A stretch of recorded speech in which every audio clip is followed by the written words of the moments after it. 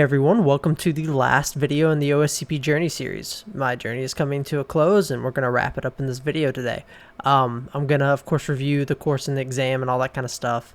I'm also going to voice some opinions that I have that I kind of was lingering on throughout my experience and just some other general things about my experience. So with that, let's get started.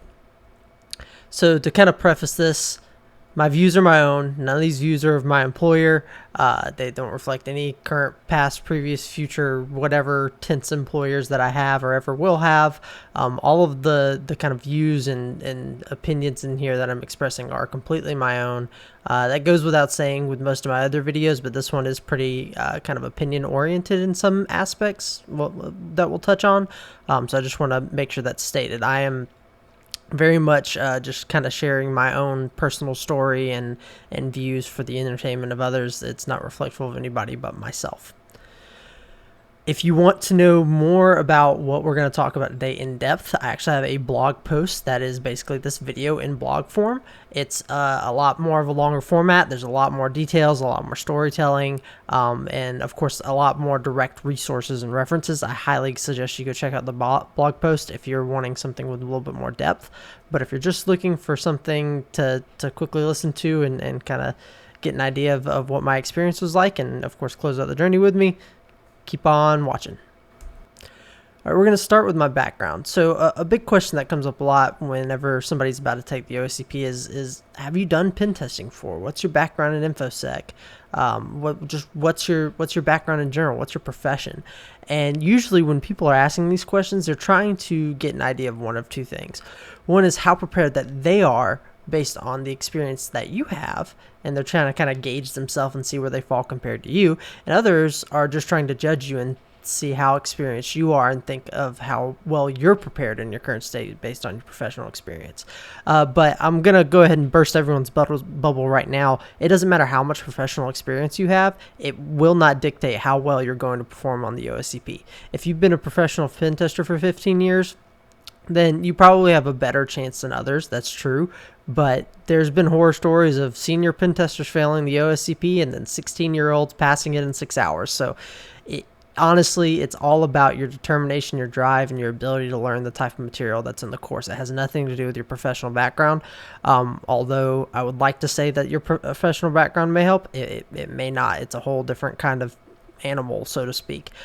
So don't gauge yourself based on others. I know it's some people are just trying to get an idea, and that's just what we as humans do. It's not going to be very effective. That being said, I am going to explain my background because it's a common question and it could be useful for some people. So just for starters, I started off in IT. I had about a little under 3-ish years of just general IT experience. I was basically a sysadmin's assistant for a private school. I learned a lot about networking. I learned a lot about, computer hardware. I specialized in some Apple stuff. I did a little bit of website development. It was my first gig. I was 18 years old and I jumped right into IT for an 18-year-old person getting right out of high school, and wanting to go into IT as their profession in the first place. It was really nice to be able to go directly into IT and not have to do a fast food job or something like that. So I started here and I really learned a lot and grew for 3 years. And I was, of course, going after my degree at university. I have my bachelor's in computer science now. And I was, at the time, interested in software development and actually landed a gig as a software developer. It was a part-time job, didn't pay a whole lot. It was for a local company, but it was a software developer title, and I got to work on mobile applications and websites. And it was really cool. During my time here, I actually got interested in CTFs. So while I was in school, met a bunch of people who are now the core ones are actually now part of my main CTF team to this day. But we competed in some CTFs, and it really got me into security. I didn't know what the security thing was at first at all. I'd played around with some Wi-Fi hacking stuff in the past, and looked into web application exploitation because I wanted to learn about making more secure code as a developer. So I kind of just took that knowledge that I'd learned in the past and applied it to the CTFs and just grew and grew and grew. And eventually it became what the job I have today in information security. So While I do currently have a job in InfoSec, this was over like a span of 6 years. I went from 18 until now I'm 23 years old, and I am currently the manager of information security for albeit a smaller organization, and with a really small team at that. But that's kind of where I've grown to over the past 6 years since I started in IT. I'm younger. I am a younger guy. It's really weird to think that I am in the role that I'm in currently, and it's going to be interesting to see where I go from here. But that's my background, and that's where I'm at now. So why did I want to take the OSCP? Well, like I said, I am a younger guy, and my background, while I did have a lot of mentors and people teaching me things, a lot of my stuff, especially in security, is self-taught. I've never had somebody to say, hey, here's how you do this offensive security thing. It's always been external resources, going out and learning, Googling, figuring it out. I will say I've definitely stood on the shoulders of some giants, watching videos from like Live Overflow, IPSec, reading different books, talking to people at DEF CON and B-Sides. So standing on lots and lots of shoulders that are very supportive there, but it's been my own journey. I've never been in a professional setting where I can say, okay, I'm the new guy, let me build up career-wise how to do this. So I'm landed in this really weird spot where I'm in a position of significance, and I'm completely self-taught. And they're just kind of I feel like I've just been thrown in the ring, and it's really hard for me to show that I have kind of a backbone to say that what I'm saying is correct. And as a professional, what you want usually is just a way for people to be able to verify, say, oh, this guy knows what he's talking about. For me, that there was nothing there. It's because I've been completely self-taught up to this point. And luckily I had good mentors, but that's just how it was. And so ultimately what this means is because I don't have any actual mentors. What I mean by mentors is, of course, all the resources that I've had available to me. But because I didn't have anything like that, I didn't have any validation. There was absolutely no validation. I had no way to validate any of my skills professionally. And it feels really bad whenever somebody asks, okay, well, how did you know that? And I just have to say, well, I watched a YouTube video on X. And they're like, really? And that's it?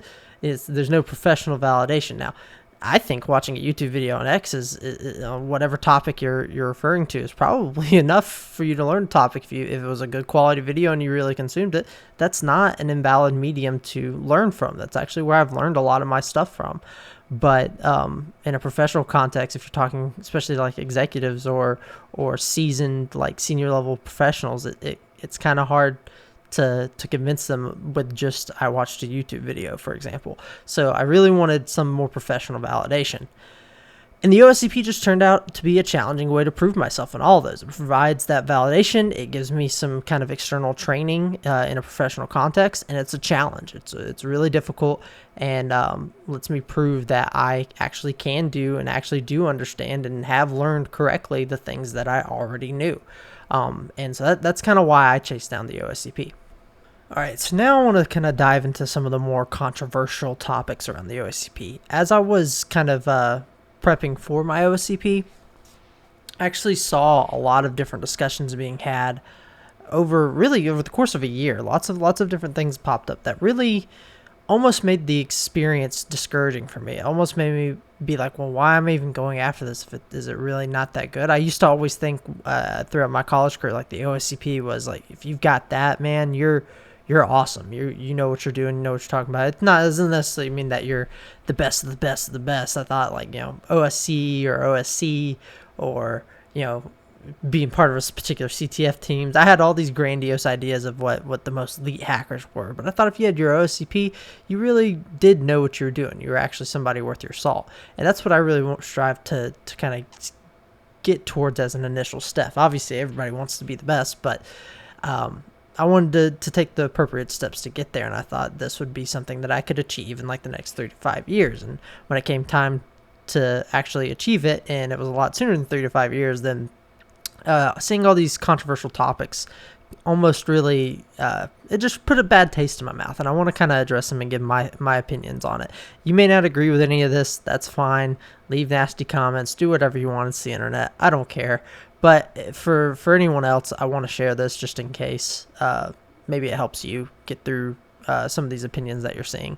So yeah, the first one I'll talk about is cheating. Now, the OSCP over like the last year has gone through some changes in that they've added proctoring, and the proctoring is a really good thing. And the reason they did this is because cheating was kind of on the rise across the board, and cheating is a really big problem with professional certifications like the OSCP, because hiring managers like myself are looking at certifications like this as kind of a baseline, or at least like a clear technical threshold. Now, always trust but verify. If somebody comes in with an OSCP, I'm not going to trust that they just know how to pen test. I'm going to put them through a technical examination. I'm going to make sure they actually did really earn their OSCP. But the problem is, if you are consistently interviewing people that have their OSCP but are not able to kind of express the same technical ability that the OSCP requires, in other words, it's clear that they didn't earn their OSCP the right way, it becomes a waste of time. It becomes an unreliable way to filter out potential candidates or rely on potential candidates for the case of a certification. So the Proctoring Edition was a very good thing. I'm glad they added that, and I don't think the cheating is going to be as much of an issue as anymore. Is it still possible to cheat on the OSCP? Well, sure, it's possible to cheat on any exam. You do the right things, you get elaborate enough, you'll be able to get past any mechanisms they have. But the proctoring definitely makes it harder for dishonest people to cheat on the exam. And it's really kind of a minor thing for those who are honest in taking their exam. It was a non-issue for me personally, and I thought it was really good that they added it. It kind of gives me some confidence that the certification is going to continue to maintain its reputation, and the cheating epidemic that we had was more of a blip. Again, I don't know how things will go in the future, but in relation to recent incidents of the past year or two, I think that OFSEC really did a good job trying to remediate that issue.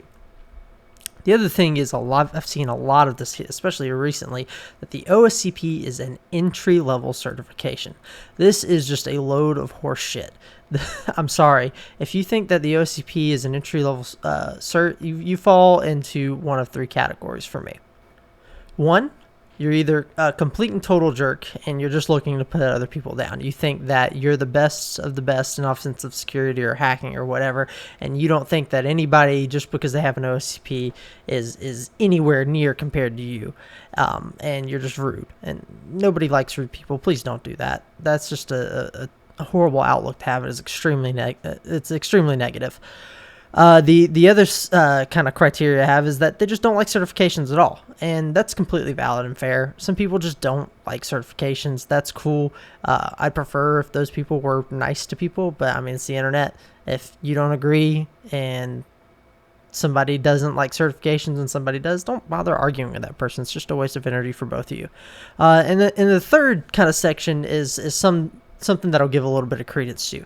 It's people are trying to communicate a specific point, and they're doing it in a really negative way. And so what I mean by that is, usually if people aren't the other two types where they're just being jerks or don't like certifications at all, usually when they say the OSCP is an entry-level cert, they are trying to express a very valid opinion, and that is that the OSCP is not going to be enough to get you a penetration testing gig. This is true. This is absolutely true. Basically, that means solely obtaining your OSCP does not mean you're qualified for an intermediate or senior level offensive security role. And that's just absolutely a fact. The OSCP alone is not enough to land you any kind of middle to upper level security job, especially in pen testing. Pen testing is a more advanced career. It's not going to be enough on its own. Now, let me clarify. That does not mean that the OSCP is an entry-level cert. Just because having the OSCP does not make you an intermediate level pen tester does not mean that the OSCP is automatically an entry-level certification. So for the sake of argument, what I'm trying to kind of spell out here, that I feel like those other people are communicating poorly, is that there are different kind of levels to this, and it relies both on the certification and your personal experience. Now, again, this is all just my opinion, but I am a hiring manager and I do penetration testing professionally, so I'd like to think that my opinion holds some kind of water here. So the distinction I'm going to make is you have certifications, whether you recognize them or not. These are some that I do as a hiring manager.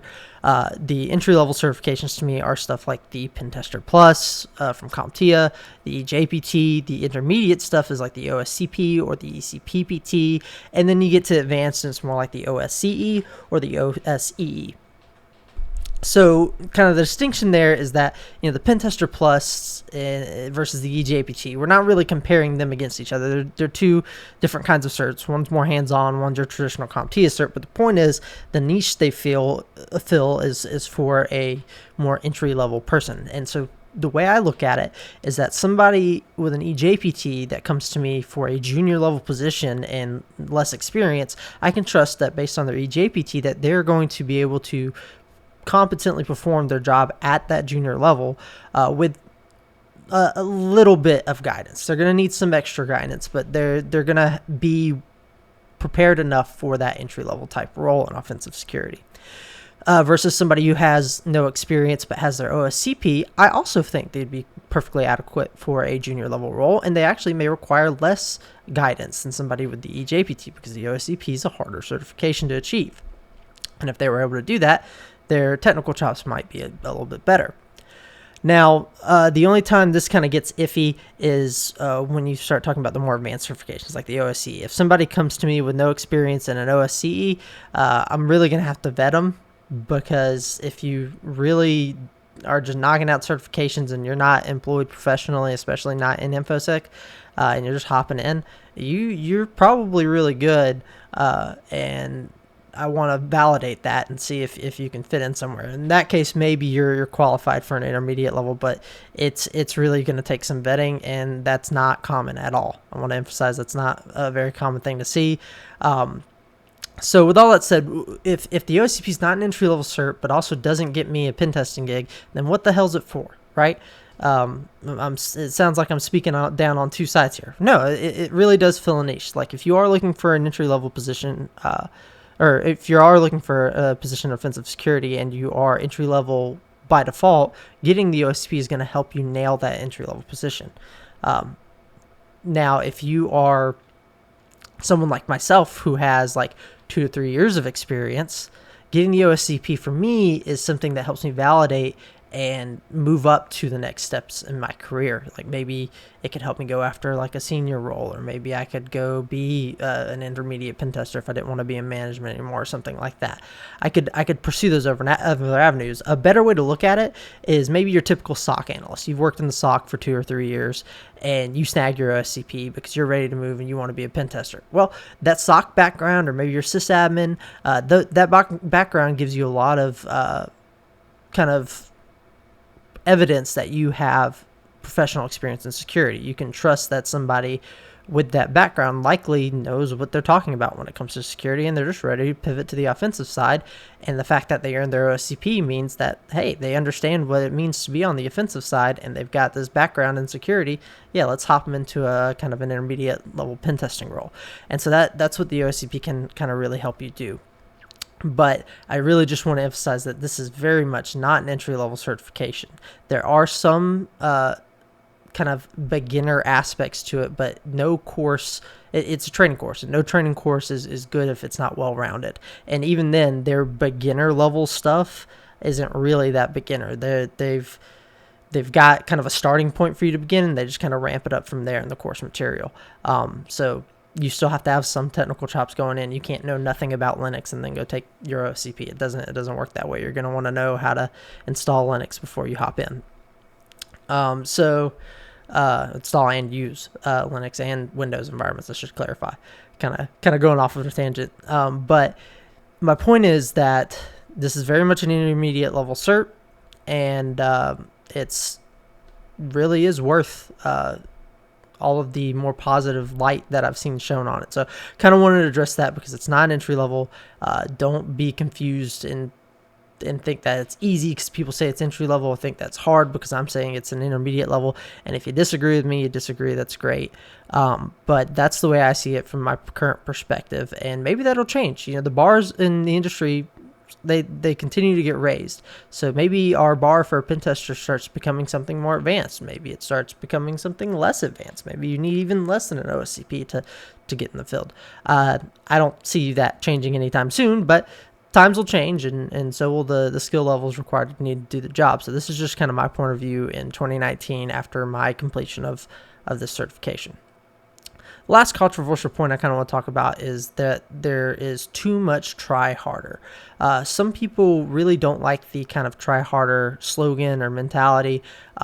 They're afraid it kind of pushes away people from actually getting real help, and I kind of agree with this. However, when I was in my course and lab and an exam and all that, like basically throughout my entire OSCP experience is what I'm trying to say, I never experienced this. There was never too much try harder. In fact, all of the aspects we're talking about that people say try harder takes away from, I saw nothing but that throughout the PWK and OSCP. And maybe my experience is different from other people's, but basically when I went into the forums or I went into some like IRC or Discord channels and stuff like that, and if I ever had a question or saw people were talking about stuff, I never saw try harder unless somebody was blatantly asking for an answer, or if they were pretty much right on top of it and we couldn't give it away. So every other aspect was, hey, instead of saying try harder, they said, hey, did you try enumerating SMB yet? Or did you try this flag and looking for these file extensions on your dir bus and stuff like that? It was really constructive and helpful advice every time. I'm not saying you won't see try harder at all, especially on the exam. You know, and when it comes to the exam, you're in the exam taking a test. You can't really ask too many questions. You're probably going to get met with a lot of try harder. But throughout the lab experience, it wasn't nearly as awful as I saw many people complaining with on Twitter and other forums. So, you know, take it with a grain of salt and go in and try the experience for yourself. If you find that it is too much try harder for you, either maybe one, consider if you're ready or not, and two, if you really are, find better people to talk to. There are good people out in the community that will help you in more constructive ways than just telling you to try harder. But with that said, I didn't have this experience through the PWK. It was very pleasant, not too much try harder. I think it was just enough of that infamous slogan. Now I want to talk about my journey. We're done with all the controversial, stupid opinion type stuff. Let's talk about my journey. Oh, of course, if you're made it this far, you know, you probably checked out all the videos already. But if you're starting from here because you saw all the hoopla about me passing, then go check out all the videos I've done. It's literally my journey. That's why I made them. Also, the blog post that's accompanying this video has links and great references for you to make use of. It's pretty much all self-explanatory, but I am going to kind of give you a breakdown of what I did throughout my journey, just as a high-level summary, just in case you haven't been through it yet. So basically, I did a bunch of boot-to-root machines. These are like Vuln Hub VMs, Hack the Box, etc. I also practice a lot of exploit development and exploit modification. The OSCP is not really big into exploit dev outside of the buffer overflow. It's more of, you know, use search exploit, go find common, like, known vulnerabilities and be able to program enough to read, understand, and modify public exploit code. So I did a lot of that on both sides. Also built my own home lab. This is kind of overkill for somebody preparing for the OSCP, but if you're going to be somebody going into the offensive security field, you probably want a home lab. If you're going to be somebody going into the defensive security field, you probably want a home lab. For pen testers, this is just a lab of boxes you can hack and reconstruct new environments. For, you know, people who are doing defer, this is somewhere you can launch malware and do kind of live analysis and build your cuckoo's nest or whatever you want. Like, a home lab's a home lab, and it's really useful for the information security profession, no matter what side of the house you're on. So that's something I highly recommend doing, and I detail a little bit more of that in the blog post as well. And then I did binary exploitation. Primarily, of course, I've already raved about live overflow, but the other thing I want to rave about, which I'm also pretty sure I've raved about already, is I read The Art of Exploitation. That pretty much set me up for success for the rest of my journey in terms of the binary exploitation side of things. All right, so that was a high-level overview of my journey. Let's do the course review. So when you go into the course, or I guess I should say when you start the course, you sign up. I've already done a couple videos on what the sign up process is like as I went through it, but you're given the course materials. This is a packet of basically a PDF and a video accompanying video series of all of the educational requirements of the PWK course. It teaches you everything you need to know. It's very, very good. And most importantly, it teaches you exactly what you need to get through the labs and the exams. I should rephrase that. It teaches you most of what you need to know. Of course, there is going to be an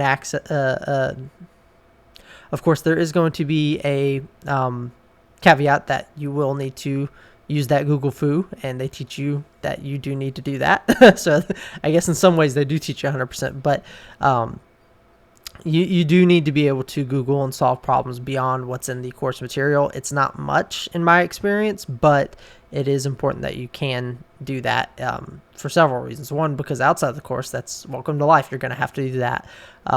And two, within the course, maybe something works halfway and you're not really sure, and maybe something's just, there's a slight variation, or maybe you run into an error. You need to be able to figure out how to resolve that on your own. They're not going to hold your hand throughout it. So while it does teach you everything you need to know, it's very much not hand-holdy. So don't rely on the course material to hold your hand throughout your entire experience. All right, so that's the course. Let's talk about the lab. So the first complaint that I've ever heard about the lab before I ever went into it is that the labs are dated. Now, yeah, I can see where this comes from. Obviously, I can't talk about the specific versions and what's in the lab and all that kind of stuff. But while there are some older systems in the lab, there's also a large variety of systems in the lab. So while maybe I saw 5 old systems, I would also see 2 kind of newer-ish systems. Not like brand spanking new, but somewhere in the middle of the road, still within support, basically, for their versions. So I can't say I fully agree with the fact that the labs are dated. I think there are dated systems, but I think they're extremely relevant. If you're a pen tester and you don't know how to identify MSO867 and exploit it, then you're not a good pen tester. Sorry, that's like classic, super easy. Whether it's manual or with Metasploit, you better be able to identify it. And that's kind of the point. So when somebody says the labs are dated, I say, what's the point in making that argument? The whole point of the OSCP is that you're able to successfully identify and exploit vulnerabilities that you find.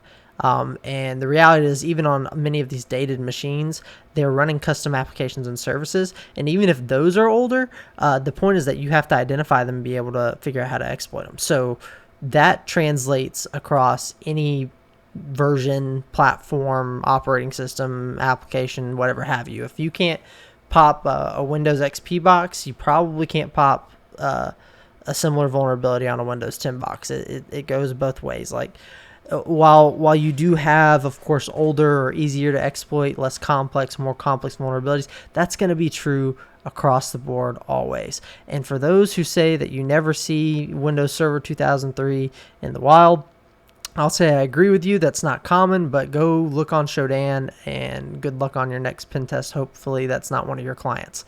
So point being is, while they may not be common, they're still very valid. And the point is that OffSec is teaching you a process, not that you can exploit MSO8067. It's that you can identify a vulnerability like MSO8067 and successfully exploit it and translate that to anything in between.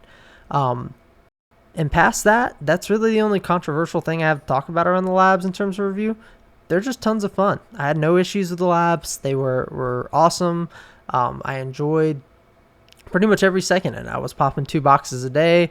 I regret that I didn't spend more time in the lab, because there were so many challenges that I wanted to go after and chase down, especially the 2 user shells that I had to kind of like leave behind and never get to root because I ran out of lab time. So labs are great. It's one of the best parts about this whole course package. So definitely highly recommend it from that perspective. All right, now let's get to the exam review. So most of us know, but I'm going to break it down anyway. When it comes to the OSCP exam, you have less than 24 hours to hack 5 systems. I think you have like 23 and some change. I think they cut off your VPN like 15 minutes early. In order to pass, you have to get 70 points. And basically, the layout is that there are two 25-point boxes, two 20-point boxes, and a 10-point box. And that's at the time of my exam attempt. And my strategy going into this, I've found the strategy from several people posting on forums and Discord and their own personal reviews. This was the strategy I went with. I was going to go after the buffer overflow box first, then take on the two 20-pointers, and then the 10-pointer. By that time, I would have more than passed in terms of points, and then tackled the 25-pointer just to see if I could get it. The reality, though, when I actually got into it, I did the buffer overflow, knocked it out in about 2.5 hours. It was straightforward. It was challenging, but nothing I couldn't do. I did have to learn some skills that I skipped over in the course on the fly, so make sure you really do practice everything in the course. But I was able to get over it, and while it may have costed me some time, I nailed it, and it was easy 25 points. It really is. If you really understand buffer overflows like the back of your hand, it's a really basic buffer overflow. Put in the work, and you get a free 25 points out of it, basically. I can't recommend that part of the strategy enough. That is a clear, correct path.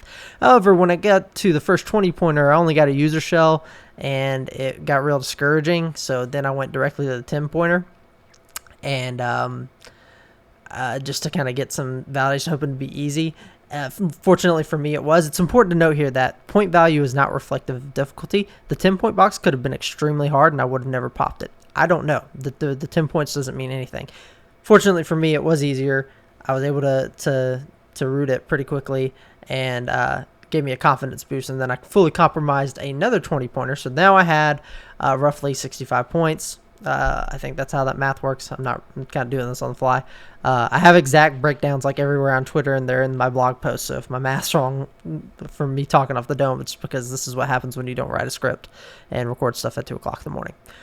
But anyway, I then went after the 25-pointer, and I ended up getting user on it well before I even rooted the other 20-pointer. So I've kind of just bouncing back and forth, and that's really good to do. You take some small breaks, you go enumerate different services and come back, and you never know what you may find. So I was able to juggle shells and try different things and kind of get my mind off one problem and solve another one, and then come back to the old problem with a fresh mindset.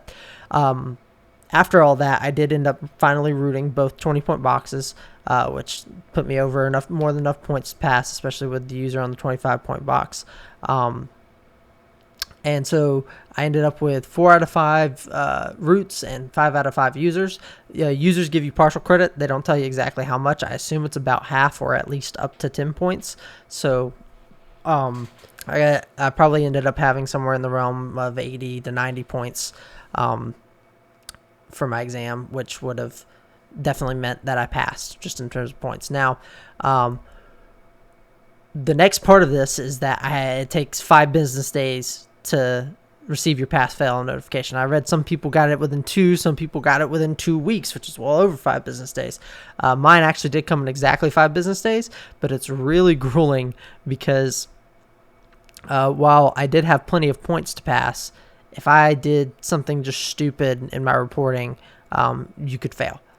So you're, no matter how many, even if you have a perfect score on the exam, if you don't do your report or you do a poor job on your report, you can still fail the certification, even with 100% in the exam technical portion. So even though I had confidence in my reporting skills and scored more than enough points, the anxiety of waiting 5 days really took its toll on me, but it paid off and I passed. So I am now an OSCP. It was awesome. That whole experience was exciting.